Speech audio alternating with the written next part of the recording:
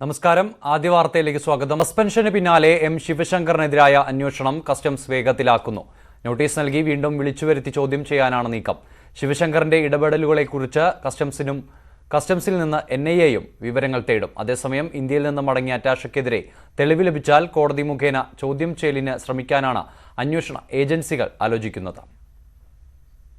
സംസ്ഥാനത്തെ മുതിർന്ന civil service ഉദ്യോഗസ്ഥൻ എന്ന പരിരക്ഷ ശിവശങ്കറിന് നഷ്ടമായി. മുഖ്യമന്ത്രിയുടെ വിശ്വസ്തനെന്ന രാഷ്ട്രീയ കവചം കൂടിയാണ് സസ്പെൻഷനോടെ ഇല്ലാതാകുന്നത്. ഇനി ചോദ്യം ചെയ്യലിനോ തെളിവ് ലഭിച്ചാൽ അറസ്റ്റ് ചെയ്യാനോ തടസ്സമൊന്നുമില്ല. അതിനാൽ ശിവശങ്കറിനെതിരെ പരമാവധി തെളിവുകൾ വേഗത്തിൽ ശേഖരിച്ച് രണ്ടാം ഘട്ട ചോദ്യം ചെയ്യലിലേക്ക് കടക്കാനാണ് കസ്റ്റംസിന്റെ നീക്കം. കൊച്ചിയിലേക്ക് വിളിച്ചു വരുത്തിയാവും ചോദ്യം ചെയ്യൽ. പ്രതികളുമായുള്ള ബന്ധം തുറന്നു സമ്മതിച്ചതിനൊപ്പം മൊഴികളിലെ പൊരുത്തക്കേടുകളുമുണ്ട്. ഇതിനെല്ലാം അപ്പുറമാണ് ശിവശങ്കറിന്റെ ഫ്ളാറ്റ് ഗൂഢാലോചനാ കേന്ദ്രമോ പ്രതികളുടെ സംഗമ കേന്ദ്രവുമായി മാറിയെന്ന സംശയം. ഇതിന് തെളിവ് ലഭിച്ചാൽ ഉടനടി ചോദ്യം ചെയ്യലിലേക്ക് കടക്കും. ശിവശങ്കറിനെതിരെ അരുൺ ബാലേന്ദ്രൻ നൽകിയ പരാതി വഴി NIAയും വിഷയത്തിലേക്ക് കടന്നു വരികയാണ്. ആദ്യഘട്ടമെന്ന നിലയിൽ കസ്റ്റംസിൽ നിന്ന് വിവരങ്ങൾ തേടാനാണ് തീരുമാനം.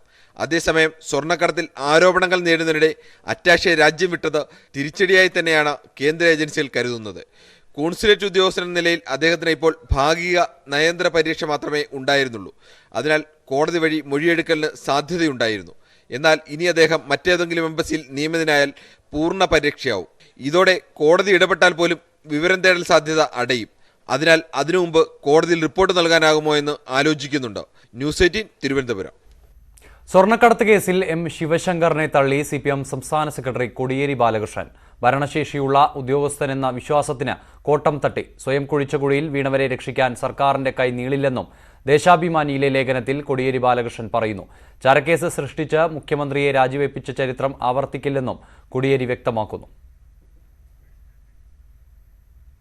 സ്വർണ്ണക്കടത്ത് വിവാദത്തിൽ നിന്ന് തലയൂരാനുള്ള വഴികൾ ആലോചിക്കാൻ CPM സംസ്ഥാന സെക്രട്ടേറിയറ്റ് യോഗം ഇന്ന്. വിവാദങ്ങൾ സർക്കാരിന്റെ പ്രതിച്ഛായയെ ബാധിച്ചു എന്ന ആശങ്ക നേതൃത്വത്തിലുണ്ട്. സ്വർണ്ണക്കടത്ത് കേസിന്റെ പശ്ചാത്തലവും സർക്കാരിന്റെ നിഗമനങ്ങളും മുഖ്യമന്ത്രി വിശദീകരിക്കും. കഴിഞ്ഞ 4.5 വർഷത്തിനിടെ ഉണ്ടായ വിവാദങ്ങൾ നിരവധി. എന്നാൽ സർക്കാരിനെയും പാർട്ടിയെയും ഇതുപോലെ പിടിച്ചുലച്ച ഒന്നുണ്ടായിട്ടില്ല. അതും തുടർഭരണമെന്ന സ്വപ്നവുമായുള്ള മുന്നേറ്റത്തിനിടെ. ശിവശങ്കറിനപ്പുറത്തേക്ക് സർക്കാരിനെ വിവാദം ബാധിക്കില്ലെന്നാണ് മുഖ്യമന്ത്രിയുടെ വിലയിരുത്തൽ. അതാണ് വ്യവസായ മന്ത്രി EP ജയരാജന്റെ വെല്ലുവിളിക്കും അടിസ്ഥാനം. ജനങ്ങളോടുള്ള പ്രതിബദ്ധത ഇത് നിർവഹിച്ചുകൊണ്ട് ജനസേവനത്തിലൂടെ പോകുന്നു. അതുകൊണ്ടാണ് ഈ കേരളത്തിൽ ഇടതുപക്ഷ ഗവൺമെൻറ് ഏറ്റവും ശക്തിപ്പെടുന്നത്. എന്ത് വെപ്രാള ഇവിടെ ആര് കാണിച്ചാലും തലയിട്ടടിച്ച് മരിച്ചാൽ ഇവിടെ കേരളം ഇടതുപക്ഷ ജനാധിപത്യ മുന്നണി ഒരു തുടർഭരണത്തിലേക്കാണ്. ഞങ്ങൾ തുടർഭരണത്തിലേക്കെത്തും, ഒരു സംശയവും വേണ്ട. നേരത്തെ ഉന്നത നേതൃത്വത്തോട് നടത്തിയ വിശദീകരണം സെക്രട്ടേറിയറ്റ് യോഗത്തിലും മുഖ്യമന്ത്രി ആവർത്തിക്കും. എങ്കിലും മുഖ്യമന്ത്രിയുടെ ഓഫീസിലടക്കം അഴിച്ചുപണികളും മുഖം മിനുക്കലുകളും വൈകാതെ ഉണ്ടാകും. ന്യൂസ് 18 തിരുവനന്തപുരം.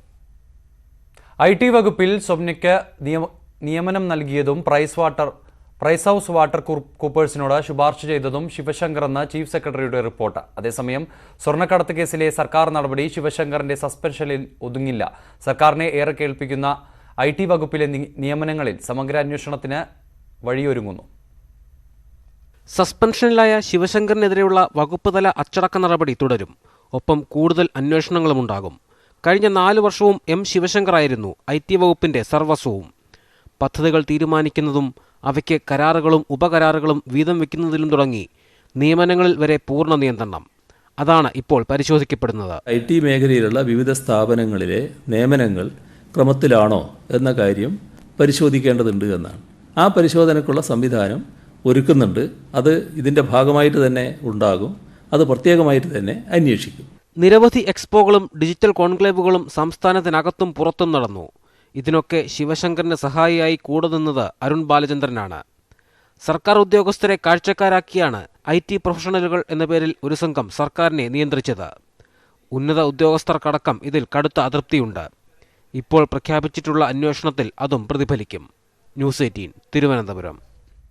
കൂടുതൽ വിവരങ്ങളുമായി കൊച്ചിയിൽ നിന്ന് N ശ്രീനാഥ്, തിരുവനന്തപുരത്ത് നിന്ന് SS ശരൺ ചേരുന്നു. ആദ്യം ശരണിലേക്ക്. ശരൺ, IT വകുപ്പിന്റെ നിയമനങ്ങളെക്കുറിച്ച് സമഗ്ര അന്വേഷണം, ഒപ്പം ശിവശങ്കറിനെ രണ്ടാം ഘട്ട ചോദ്യം ചെയ്യുമെന്ന വാർത്തകളും വരുന്നുണ്ട്.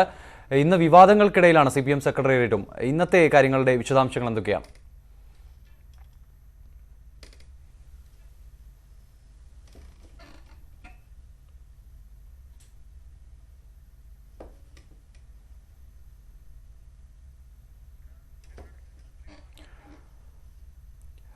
കൂടുതൽ അന്വേഷണത്തിലേക്ക് സ്വർണ്ണക്കടത്ത് കേസ് നീളുന്നു എന്ന് വേണം മനസ്സിലാക്കാൻ. ഇപ്പോൾ തിരുവനന്തപുരത്ത് നിന്നും ശരൺ ചേരുന്നു. ശരൺ, സമഗ്ര അന്വേഷണത്തിനാണ് IT വകുപ്പിലെ നിയമനങ്ങളിൽ സമഗ്ര അന്വേഷണത്തിനാണ് ഇപ്പോൾ സർക്കാർ നീങ്ങുന്നത്. ഒപ്പം ശിവശങ്കറിനെ രണ്ടാം ഘട്ട ചോദ്യം ചെയ്യുമെന്ന വാർത്തകളും വരുന്നുണ്ട്. വിശദാംശങ്ങൾ എന്തൊക്കെയാണ്?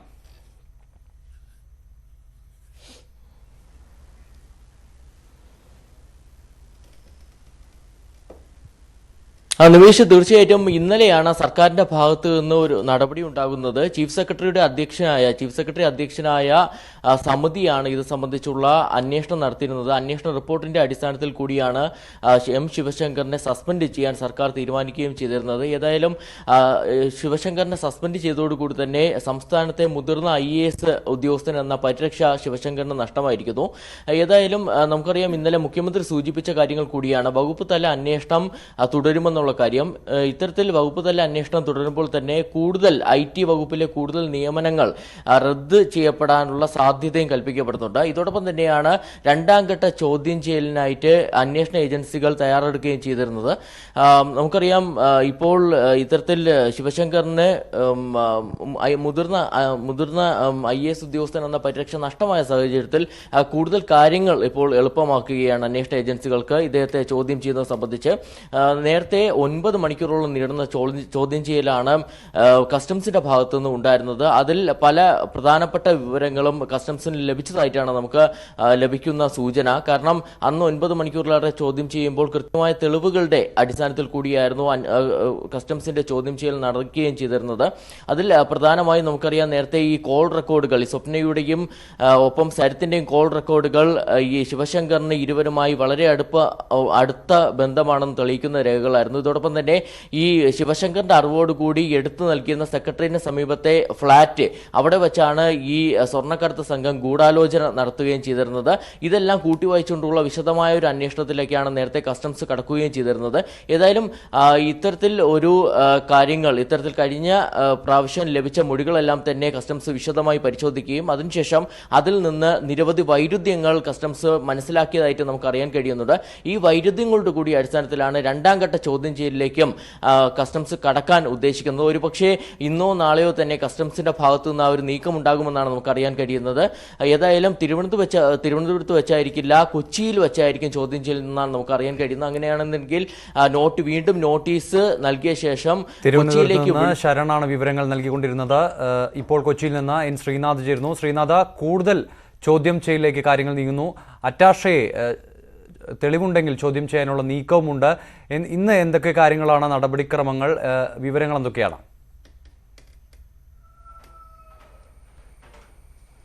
നിമേഷ്, ഇത് സംബന്ധിച്ച് കൂടുതൽ അറസ്റ്റുകളും കൂടുതൽ ചോദ്യം ചെയ്യലുകളും ദിവസം തോറും നടന്നു വരികയാണ്. ഇതിന്റെ ഭാഗമായി ഇപ്പോൾ സംജു എന്നൊരാൾ കൂടി കസ്റ്റഡിയിലുണ്ട്. ഇയാളെ ഇന്ന് കോടതിയിൽ ഹാജരാക്കും എന്നാണ് അറിയിച്ചിരിക്കുന്നത്. മറ്റു രണ്ടുപേരും കസ്റ്റംസിന്റെ നിരീക്ഷണത്തിലുണ്ട്. ഇവരുടെ അറസ്റ്റും ഒരുപക്ഷെ ഉണ്ടാകാനുള്ള സാധ്യതയുണ്ട്. കഴിഞ്ഞ ദിവസം കസ്റ്റംസ് കസ്റ്റഡിയിലെടുത്തപ്പോൾ മലപ്പുറം സ്വദേശിയായ ഒരാൾ ബോധരഹിതനായി വീഴുകയും അയാൾക്ക് രക്തസമ്മർദ്ദം ഉയരുകയും ചെയ്തിട്ടുണ്ട്. ശ്രീനാഥ് പറഞ്ഞോളൂ, കേൾക്കാം. രക്തസമ്മർദ്ദം ഉയരുകയും ചെയ്യുന്ന സാഹചര്യം ഉണ്ടായിട്ടുണ്ട്. അതുകൊണ്ട് ഇയാളുടെ അറസ്റ്റ് രേഖപ്പെടുത്തിയിട്ടില്ല. ഒരുപക്ഷെ ഇന്ന് അയാളുടെ അറസ്റ്റും രേഖപ്പെടുത്താനുള്ള സാധ്യതയുണ്ട്. ഏതായാലും കൂടുതൽ അറസ്റ്റുകൾ വരും ദിവസങ്ങളിൽ ഉണ്ടാകും എന്നൊരു സൂചനയാണ് നൽകുന്നത്. മറ്റൊരു പ്രധാനപ്പെട്ട കാര്യം, ശിവശങ്കറിനെ കൊച്ചിയിലേക്ക് വരുത്തേണ്ടതില്ല എന്നാണ് കസ്റ്റംസിന്റെ തീരുമാനം. അത്തരത്തിലൊരു ചോദ്യം ചെയ്യലിന്റെ ആവശ്യം ഉടനെ ഇല്ല എന്നുള്ളതാണ് ഇപ്പോൾ കസ്റ്റംസിന്റെ തീരുമാനം. പക്ഷേ അരുൺ ബാലചന്ദ്രൻ എന്ന IT ഫെലോ, അയാളെ കൊച്ചിയിലേക്ക് വരുത്തി ചോദ്യം ചെയ്യും എന്നും അറിയിച്ചിട്ടുണ്ട്. ഇയാളാണ് റൂം എടുത്തു കൊടുത്തത്, ഈ പ്രതികൾക്ക് സഹായമായ രീതിയിൽ ഫ്ളാറ്റ് എടുത്തു കൊടുത്തത് ഇയാളാണ് എന്ന് തെളിഞ്ഞിട്ടുണ്ട്. പക്ഷേ ഇയാൾക്ക് അതിനപ്പുറം ഏതെങ്കിലും പങ്കാളിത്തമുണ്ടോ എന്ന് കസ്റ്റംസ് അന്വേഷിച്ചു വരികയാണ്. ഇയാളുടെ മൊഴിയിൽ ഇപ്പോൾ കസ്റ്റംസ് വലിയ വിശ്വാസം കൊടുക്കുന്നില്ല. ഏതായാലും അയാളെ കൂടുതൽ ചോദ്യം ചെയ്യേണ്ടി വരും എന്നാണ് അറിയിച്ചിരിക്കുന്നത്. ഫൈസൽ ഫരീദ് എന്നുള്ളയാളാണ് ഈ കേസിന്റെ ഏറ്റവും ആണിക്കല്ലായ വ്യക്തി. ഇയാളാണ് ഈ സ്വർണം ദുബൈയിൽ നിന്ന് ഇങ്ങോട്ട് അയച്ചേക്കുന്നത്. ഇതിന് പണം മുടക്കിയതും ഫൈസൽ ഫരീദ് ആണോ എന്ന് സംശയമുണ്ട്. അല്ലെങ്കിൽ ഇതിന്റെ കൂട്ടുപ്രതികൾ, ഏറ്റവും പ്രധാനപ്പെട്ട കൂട്ടുപ്രതികളിൽ ഒരാളാണ് ഫൈസൽ ഫരീദ്. ഇയാൾ ഇപ്പോൾ ദുബൈയിലാണ്. ഇയാളെ ദുബൈ പോലീസ് ചോദ്യം ചെയ്തു എന്നുള്ളതാണ് നമുക്ക് ലഭ്യമാകുന്ന വിവരം. ഇയാൾക്ക് വേണ്ടി റെഡ് കോർണർ നോട്ടീസ് പുറപ്പെടുവിക്കാനുള്ള നീക്കങ്ങൾ തകൃതിയായി നടക്കുന്നു. സ്വർണ്ണക്കടത്ത് കേസിൽ കൂടുതൽ ചോദ്യം ചെയ്യലുകൾ നടക്കുന്നു. ശിവശങ്കറിനെ ചോദ്യം ചെയ്തേക്കുമെന്ന വാർത്തകൾ വരുന്നു. IT വകുപ്പിൽ സമഗ്ര അന്വേഷണത്തിന് സർക്കാർ അന്വേഷണം പ്രഖ്യാപിക്കുന്നു. ഇന്ന് വിവാദങ്ങൾക്കിടയിൽ CPM സംസ്ഥാന സെക്രട്ടേറിയറ്റുമുണ്ട്. ഇന്ന് എന്തൊക്കെ തീരുമാനങ്ങൾ എടുക്കും എന്ന വഴിയെ അറിയേണ്ടതുണ്ട്. മറ്റു വാർത്തകൾ നോക്കാം. സമൂഹവ്യാപന ആശങ്കയിൽ കേരളം.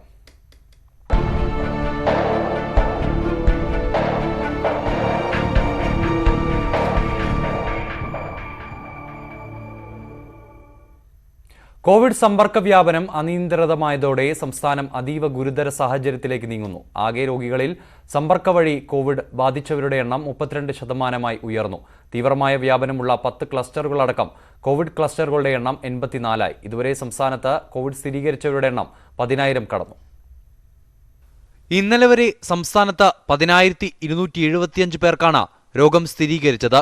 ഇതിൽ 5,372 പേർ ചികിത്സയിലുണ്ട്. ആകെ രോഗികളിൽ 3,336 പേർക്കും സമ്പർക്കത്തിലൂടെയാണ് രോഗം. 2 ആഴ്ച മുൻപ് വരെ സമ്പർക്ക രോഗികൾ 10% താഴെയായിരുന്നെങ്കിൽ ഇപ്പോൾ 32% സമ്പർക്ക രോഗികൾ ഉയർന്നു. പൂന്തുറയടക്കം 10 വലിയ കോവിഡ് ക്ലസ്റ്ററുകളും 74 ചെറിയ ക്ലസ്റ്ററുകളുമാണ് കണ്ടെത്തിയിട്ടുള്ളത്. ക്ലസ്റ്ററുകൾ ഇനിയും ഉയരുമെന്ന് തന്നെയാണ് വിലയിരുത്തൽ. മരണനിരക്ക് കുറച്ചു നിർത്താനാകുന്നു എന്നതാണ് കേരളത്തിന്റെ ഏക ആശ്വാസം. അശ്രാന്ത പരിശ്രമത്തിൻ്റെയും ജാഗ്രതയുടെയും ഫലമായി കേരളത്തിലെ ഡെത്ത് പെർ മില്യൺ 1 കൂടാതെ ഇതുവരെ പിടിച്ചു നിർത്താൻ കഴിഞ്ഞു. സമ്പർക്ക രോഗികളുടെയും ഉറവിടം അറിയാത്ത രോഗികളുടെയും എണ്ണം വർദ്ധിക്കുന്നത് സമൂഹവ്യാപനത്തിലേക്ക് കേരളം കടക്കുന്നു എന്ന തെളിവായാണ് വിലയിരുത്തുന്നത്. ന്യൂസ് 18 തിരുവനന്തപുരം. എല്ലാ പഞ്ചായത്തിലും കോവിഡ് ഫസ്റ്റ് ലൈൻ ട്രീറ്റ്മെന്റ് സെന്ററുകൾ തുടങ്ങാൻ സർക്കാർ തീരുമാനം. അടഞ്ഞുകിടക്കുന്ന ആശുപത്രികളും സ്കൂളുകളും കോളേജുകളും ചികിത്സാ കേന്ദ്രങ്ങളാകും.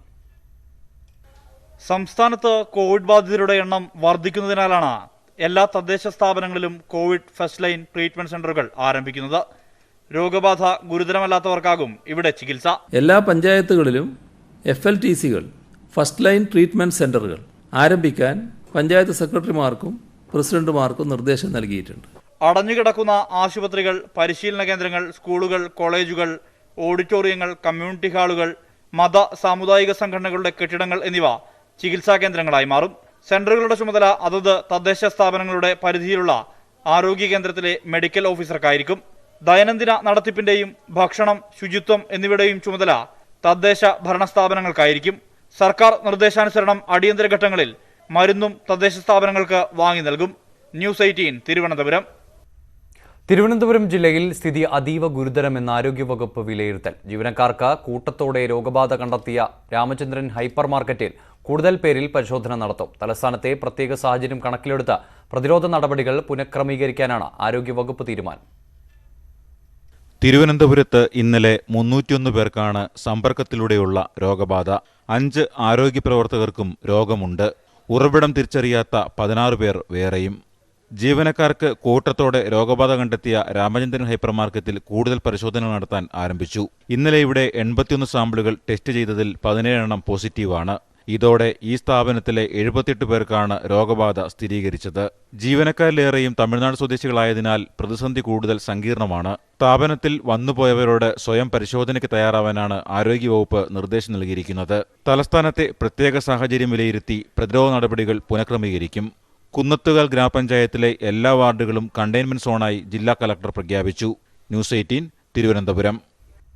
പാളയം മാർക്കറ്റിലും ഉറവിടമറിയാത്ത കേസ് റിപ്പോർട്ട് ചെയ്തതോടെ കോഴിക്കോട് ജില്ലയിൽ ആശങ്ക. നഗരത്തിൽ ജാഗ്രത ശക്തമാക്കാനും ആന്റിജൻ പരിശോധന വർദ്ധിപ്പിക്കാനുമാണ് ജില്ലാ ഭരണകൂടത്തിന്റെ തീരുമാനം. തുണേരിയിലെ ക്ലസ്റ്റർ വ്യാപനത്തെ തുടർന്ന് ചെക്യാട് പഞ്ചായത്തും കണ്ടെയ്ൻമെന്റ് സോണായി പ്രഖ്യാപിച്ചു. കോഴിക്കോട്ടെ പ്രധാന വ്യാപാര കേന്ദ്രമായ പാളയം മാർക്കറ്റിലെ ചുമട്ടുതൊഴിലാളിക്ക് കോവിഡ് ബാധിച്ചതോടെ നഗരത്തിൽ ആശങ്ക വർദ്ധിച്ചു. ഇയാളുടെ രോഗ ഉറവിടം വ്യക്തമല്ല. പാളയം മാർക്കറ്റ് ഉൾപ്പെടെയുള്ള മുഴുവൻ വ്യാപാര കേന്ദ്രങ്ങളിലും ആന്റിജൻ പരിശോധന നടത്തും. രോഗവ്യാപനം രൂക്ഷമായതോടെ കോഴിക്കോട് സിവിൽ സ്റ്റേഷനിൽ സന്ദർശകർക്ക് വിലക്കേർപ്പെടുത്തി. കോഴിക്കോട് സിവിൽ സ്റ്റേഷനിൽ സന്ദർശകരെ വിലക്കി. 5000 പേർക്ക് ചികിത്സ നൽകുന്നതിനുള്ള കേന്ദ്രങ്ങൾ പെട്ടെന്ന് തന്നെ പുതുതായി സജ്ജമാക്കും. വടകരയിൽ സമ്പർക്കത്തിലൂടെ കോവിഡ് സ്ഥിരീകരിച്ചവരുടെ സമ്പർക്ക പട്ടികയിലുള്ള മുഴുവൻ പേർക്കും പരിശോധന നടത്തുന്നുണ്ട്. ക്ലസ്റ്റർ വ്യാപനമുണ്ടായ തൂണേരിക്കടുത്തുള്ള പഞ്ചായത്തായ ചെക്കാട് പഞ്ചായത്തിലും കോവിഡ് റിപ്പോർട്ട് ചെയ്തതോടെ മുഴുവൻ വാർഡുകളും കണ്ടെയ്ൻമെന്റ് സോണായി പ്രഖ്യാപിച്ചു. ഇന്നലെ പുതുതായി 33 പേർക്ക് കോവിഡ് സ്ഥിരീകരിച്ചപ്പോൾ 8 പേർക്ക് രോഗബാധയുണ്ടായത് സമ്പർക്കത്തിലൂടെയാണ്. കോവിഡ് വ്യാപനം കൂടുതലുള്ള സ്ഥലങ്ങളിൽ പ്രാദേശികമായി ഫസ്റ്റ് ലൈൻ ട്രീറ്റ്മെന്റ് സെന്ററുകൾ ആരംഭിക്കും. ന്യൂസ് 18 കോഴിക്കോട്. എറണാകുളത്തും സമ്പർക്കത്തിലൂടെ രോഗം പകരുന്നവരുടെ എണ്ണം ദിനംപ്രതി കൂടുന്നു. നഗരത്തിന് പുറത്തുള്ള പ്രദേശങ്ങളിലാണ് ഏറെ രോഗവ്യാപനം. ചെല്ലാനം, ആലുവ തുടങ്ങിയ മേഖലകളിൽ വലിയ പ്രതിസന്ധിയാണ് നേരിടുന്നത്. ജില്ലയിൽ ഇതുവരെ കോവിഡ് പോസിറ്റീവ് കേസുകൾ 716 അതിൽ സമ്പർക്കം വഴിയുള്ള രോഗികൾ 357 പേരാണ്. ചുരുങ്ങിയ ദിവസം കൊണ്ടാണ് സമ്പർക്ക കേസുകളുടെ എണ്ണം വർദ്ധിച്ചത്. ചെല്ലാനത്ത് മാത്രം 150ഓളം പോസിറ്റീവ് കേസുകളുണ്ട്. ആലുവ, കീഴ്മാട് ക്ലസ്റ്ററുകളിലും എണ്ണം കൂടുകയാണ്. 2 ദിവസം കൊണ്ട് ചെല്ലാനത്ത് 64ഉം ആലുവയിൽ 27ഉം രോഗികൾ സമ്പർക്കത്തിലൂടെയുണ്ടായി. ജില്ലയിൽ നഗരത്തോട് ചേർന്നുള്ള പ്രദേശങ്ങളിൽ വ്യാപനം കൂടുന്നത് ആശങ്ക വർദ്ധിപ്പിക്കുന്നുണ്ട്. കാലടി, വെങ്ങോല, നായരമ്പലം, തൃക്കാക്കര, പാറക്കടവ്, കീഴ്മാട് എന്നിവിടങ്ങളിൽ രോഗം സ്ഥിരീകരിച്ചിട്ടുണ്ട്. ഇതിൽ പലതും ഉറവിടം വ്യക്തമാകാത്തതാണ്. സ്വകാര്യ ആശുപത്രിയിലെ ഡോക്ടർക്കും സാമൂഹ്യ പ്രവർത്തകനും രോഗം സ്ഥിരീകരിച്ചത് വലിയ വെല്ലുവിളി സൃഷ്ടിക്കുന്നു. 2000-ലധികം സാമ്പിളുകളുടെ പരിശോധനാ ഫലവും ജില്ലയിൽ വരാനുണ്ട്. News 18 Kochi. Break the chain diary ഇനി മുതൽ മൊബൈൽ ഫോണിലും ലഭ്യമാകും. ആപ്പ് രൂപത്തിലാണ് ഡയറി മൊബൈലിൽ ലഭ്യമാകുക. തിരുവനന്തപുരം ബാർട്ടൺ ഹിൽ കോളേജിലെ വിദ്യാർത്ഥികളുടെ കൂട്ടായ്മയാണ് ഡയറി തയ്യാറാക്കിയത്. കോവിഡ് പ്രതിരോധ പ്രവർത്തനങ്ങൾ ഊർജിതമാക്കുന്നതിന്റെ ഭാഗമായാണ് എല്ലാവരും യാത്രാ വിവരങ്ങൾ ഉൾപ്പെടുത്തിയ ബ്രേക്ക് ദി ചെയിൻ ഡയറി സൂക്ഷിക്കണമെന്ന് സർക്കാർ ആവശ്യപ്പെട്ടിരുന്നത്. ഗൂഗിൾ പ്ലേ സ്റ്റോറിൽ നിന്ന് ഇനി break the chain diary app download ചെയ്യാൻ സാധിക്കും. തുടർന്ന് ഡിജിറ്റൽ ഡയറിയായി ഉപയോഗിക്കാം. തിരുവനന്തപുരം ബാർട്ടൺ ഹിൽ കോളേജിലെ വിദ്യാർത്ഥികളുടെ കൂട്ടായ്മയായ ഗാഡ്സ് ആണ് ആപ്പ് രൂപീകരിച്ചത്. യാത്രാ വിശദാംശങ്ങൾ എളുപ്പത്തിലും ഫലപ്രദമായും രേഖപ്പെടുത്തുന്നതിനുള്ള ഡിജിറ്റൽ ഡയറിയായിട്ടാണ് ആപ്പ് അവതരിപ്പിച്ചിരിക്കുന്നത്. റൂട്ട് മാപ്പ് കൃത്യമായി ട്രാക്ക് ചെയ്യാൻ ഡാറ്റ ഫിൽട്ടർ, ലൊക്കേഷൻ, തീയതി, സമയം എന്നിവ രേഖപ്പെടുത്താൻ auto fill and manual feature, ചിത്രങ്ങൾ അപ്ലോഡ് ചെയ്യാൻ സൗകര്യം തുടങ്ങിയവയാണ് ആപ്പിന്റെ പ്രത്യേകത. തിരുവനന്തപുരം MP ശശി തരൂർ അടക്കമുള്ള പ്രമുഖർ ആപ്പ് നിർമ്മിച്ച വിദ്യാർത്ഥികളെ പ്രശംസിച്ച് രംഗത്തെത്തിയിട്ടുണ്ട്. ന്യൂസ് 18 തിരുവനന്തപുരം. രാജ്യത്ത് കോവിഡ് ബാധിതർ 10 ലക്ഷത്തിലേക്ക്. പ്രതിദിനം 30,000-ലധികം പേർക്കാണ് രോഗബാധ കണ്ടെത്തുന്നത്. ഇതുവരെ 9,68,000-ലധികം പേർക്ക് രോഗബാധയും 1/4 ലക്ഷത്തിലധികം മരണവും ഔദ്യോഗികമായി സ്ഥിരീകരിച്ചിട്ടുണ്ട്. മഹാരാഷ്ട്രയിലും തമിഴ്നാട്ടിലും സ്ഥിതി അതീവ ഗുരുതരമായി തുടരുന്നു. മഹാരാഷ്ട്രയിൽ 2.25 ലക്ഷത്തിലധികവും തമിഴ്നാട്ടിൽ 1.5 ലക്ഷത്തിലധികവുമാണ് രോഗബാധിതർ. ലോകത്ത് കോവിഡ് ബാധിതർ 1,39,00,000 കടന്നു. 5,91,000-ലധികമാണ് മരണം. ബ്രസീലിൽ രോഗബാധിതർ 20 ലക്ഷം പിന്നിട്ടതോടെ ബോൾസനാരോയ്ക്കെതിരെ വീണ്ടും ജനരോഷം ശക്തമാകുകയാണ്. പ്രസിഡന്റിന്റെ നിർബന്ധപ്രകാരം ലോക്ഡൌൺ ഇളവ് ഏർപ്പെടുത്തിയതാണ് രോഗബാധിതരുടെ എണ്ണം വലിയ തോതിൽ വർദ്ധിക്കാനിടയാക്കിയതെന്നാണ് ആരോപണം. സ്പെയിനിലെ കാറ്റലോണിയൻ മേഖലയിൽ 2ാം ഘട്ട വ്യാപനം രൂക്ഷമായതിനെ തുടർന്ന് വീണ്ടും നിയന്ത്രണം ഏർപ്പെടുത്തി. അതിനിടെ ബ്രിട്ടൻ, അമേരിക്ക, കാനഡ തുടങ്ങിയ രാജ്യങ്ങളുടെ വാക്സിൻ പരീക്ഷണം ചോർത്താൻ റഷ്യൻ ചാരന്മാർ ശ്രമിക്കുന്നുണ്ടെന്ന് അതത് രാജ്യങ്ങളുടെ സുരക്ഷാ ഏജൻസികൾ മുന്നറിയിപ്പ് നൽകി. ന്യൂയോർക്കിൽ ഐക്യരാഷ്ട്രസഭയുടെ സാമ്പത്തിക സാമൂഹിക കൗൺസിൽ യോഗത്തിൽ പ്രധാനമന്ത്രി ഇന്ന് പങ്കെടുത്തേക്കും. യോഗത്തിൽ പ്രധാനമന്ത്രി നരേന്ദ്രമോദി മുഖ്യപ്രഭാഷണം നടത്തും. നോർവേ പ്രധാനമന്ത്രിക്കും UN സെക്രട്ടറി ജനറൽ അന്റോണിയോ ഗുട്ടറസിനും ഒപ്പം സമാപന സമ്മേളനത്തിലാണ് പ്രധാനമന്ത്രി സംസാരിക്കുക. സർക്കാർ, സ്വകാര്യ മേഖല, സിവിൽ സൊസൈറ്റി, അക്കാദമിക മേഖലകളിൽ നിന്നുള്ള വിവിധ ഉന്നതതല പ്രതിനിധികളെയാണ് വാർഷിക സമ്മേളനത്തിലേക്ക് ക്ഷണിച്ചിരിക്കുന്നത്. അയോഗ്യരാക്കാനുള്ള കോൺഗ്രസ് നീക്കത്തിനെതിരെ വിമത MLA-മാർ നൽകിയ ഹർജി രാജസ്ഥാൻ കോടതി ഇന്ന് വൈകുന്നേരം പരിഗണിക്കും. അതിനിടെ സച്ചിൻ പൈലറ്റ്, P. ചിദംബരം അടക്കമുള്ളവർ മുതിർന്ന കോൺഗ്രസ് നേതാക്കളുമായി ചർച്ച നടത്തിയതായി റിപ്പോർട്ടുകളുമുണ്ട്. മുഖ്യമന്ത്രി അശോക് ഗെഹ്ലോട്ടിനെ BJP നേതാവ് വസുന്ധര രാജെ സിന്ധ്യ സഹായിക്കുകയാണെന്ന് ചൂണ്ടിക്കാട്ടി NDA ഘടകകക്ഷി നേതാവ് രംഗത്തെത്തി. രാജസ്ഥാനിലെ രാഷ്ട്രീയ സംഭവവികാസങ്ങളിൽ മുൻ മുഖ്യമന്ത്രി കൂടിയായ വസുന്ധര രാജെ സിന്ധ്യയുടെ മൗനം ഏറെ ചർച്ചയായിരുന്നു. ഇതിനു പിന്നാലെയാണ് വസുന്ധരയ്ക്കെതിരെ NDA നേതാവ് തന്നെ രംഗത്ത് വന്നത്. മുഖ്യമന്ത്രി അശോക് ഗെഹ്ലോട്ടിനെ സഹായിക്കുകയാണ് വസുന്ധരയെന്ന് RLP നേതാവ് ഹനുമാൻ ബെനിവാൾ ആരോപിച്ചു.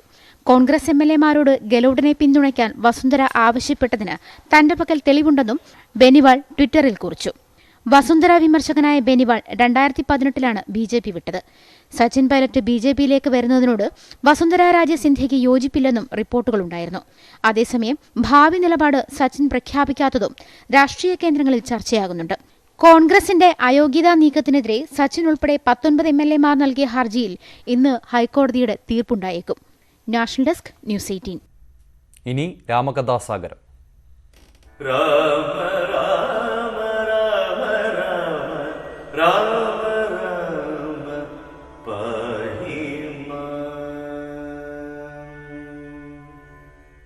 തിരൂർ തുഞ്ചൻപറമ്പിലെ കാഞ്ഞിരമരത്തിന്റെ ചോട്ടിലാണ് കർക്കടകത്തിന്റെ ഈണം പിറവിയെടുത്തത്. മലയാള ഭാഷയുടെ അടയാള പുസ്തകമായി ആധ്യാത്മിക രാമായണം മാറിയത് ഈ മണ്ണിൽ നിന്നാണ്.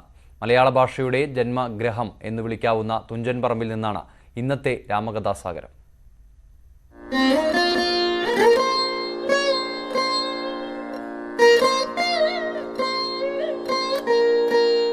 നാല് നൂറ്റാണ്ട് മുൻപുള്ള കേരളം, കിളികൾ പാടിയിരുന്ന കേരളത്തിന്റെ ദിനങ്ങളിലേക്ക് ശരിക്കൊരു കിളിപ്പാട്ട് കടന്നു വന്നത് ഇവിടെ നിന്നാണ്.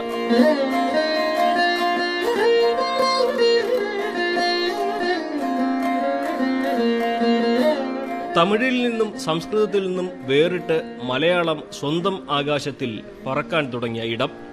അധ്യാത്മരാമായണമിതമെത്രയുമത്യുത്തമോത്തമം മൃത്യുഞ്ജയ പ്രോക്തം അധ്യയനം ചെയ്യിൽ മർത്യനജന്മനാ മുക്തി സിദ്ധിക്കുമതിനില്ല സംശയം. തിരൂർ തുഞ്ചൻപറമ്പിലെ ഈ കാഞ്ഞിരമരത്തിൻ തണലിൽ ഇരുന്ന് ആചാര്യൻ ചമച്ച കാവ്യങ്ങൾ ഒരു കാലത്തെ തന്നെ അടയാളപ്പെടുത്തുന്നു, വേർതിരിക്കുന്നു. ശത്രുവിനാശനമാരോഗ്യവർദ്ധനം. തുഞ്ചത്തെഴുത്തച്ഛന്റെ എന്ന് വിശ്വസിക്കുന്ന എഴുത്താണിയും ആരാധിച്ചിരുന്ന സരസ്വതി വിഗ്രഹവും ഇവിടെയുണ്ട്. തൊട്ടടുത്ത് എഴുത്തച്ഛൻ ഉപയോഗിച്ച കുളവും ധ്യാനം കൊണ്ട് കയ്പ് കളഞ്ഞ കാഞ്ഞിരമരവും. തുഞ്ചൻപറമ്പിനെ പുണ്യഭൂമിയാക്കുന്ന ശേഷിപ്പുകൾ.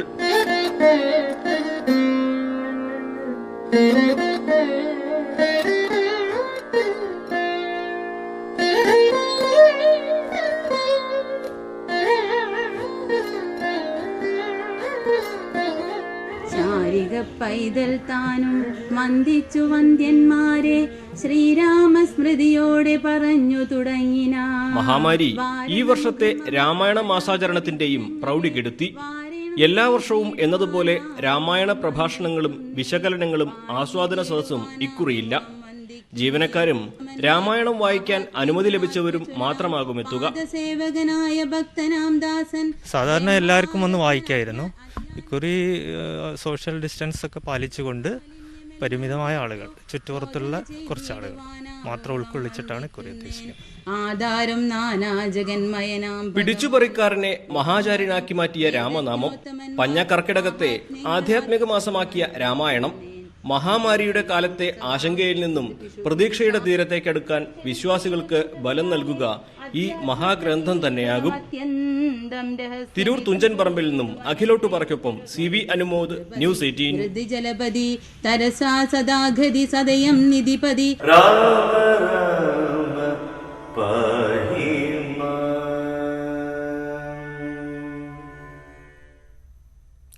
കർക്കടകം മനുഷ്യർക്കെന്ന പോലെ ആനകൾക്കും ആരോഗ്യ സംരക്ഷണ കാലമാണ്. കോവിഡ് മൂലം ക്ഷേത്രങ്ങളിൽ ആനയൂട്ടിന് നിയന്ത്രണമുണ്ട്. ഇതോടെ ആനയൂട്ട് ഏറ്റെടുത്ത് നടത്തുകയാണ് ആനയുടമകളുടെ സംഘടന.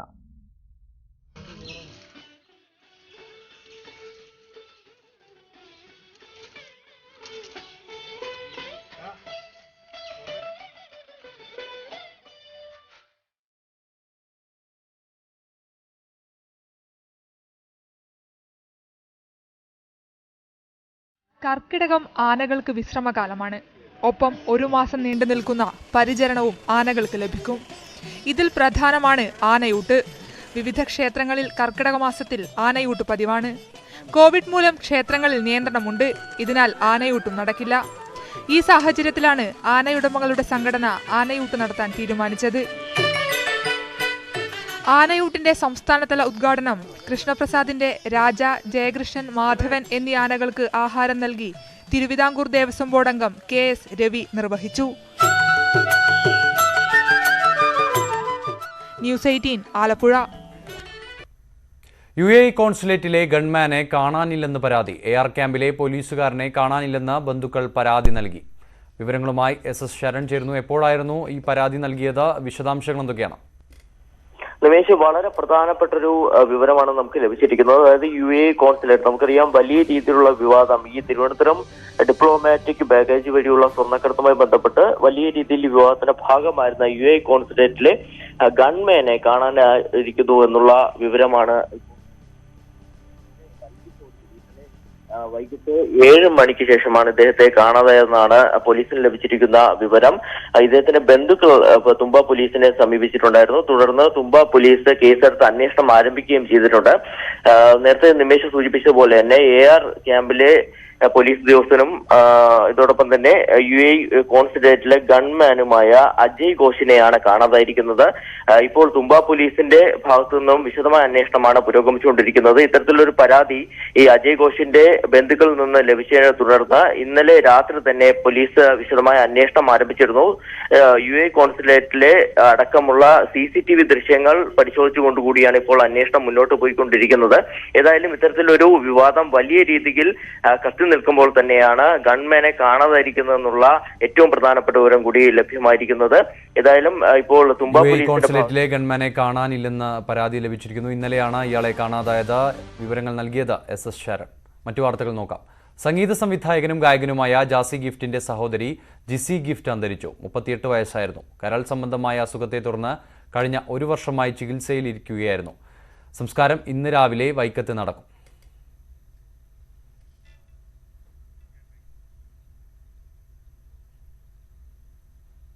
ഫേസ്ബുക്ക് ഉപയോക്താക്കൾക്കായി ഡബിൾ ഹോഴ്സ് നടത്തിയ പത്തിരി പലതരം മത്സരത്തിലെ വിജയിക്ക് സമ്മാനം നൽകി. മഞ്ഞിലാസ് ഫുഡ് ടെക്കിന്റെ ഹെഡ് ഓഫീസിൽ CEO വിനോദ് മഞ്ഞിലയാണ് വിജയിക്ക് സമ്മാനം നൽകിയത്. ഡയറക്ടർ സന്തോഷ് മഞ്ഞില കേരള ക്യൂസീൻ എന്ന പുസ്തകവും നൽകി. ഇനി കായിക വാർത്തകൾ.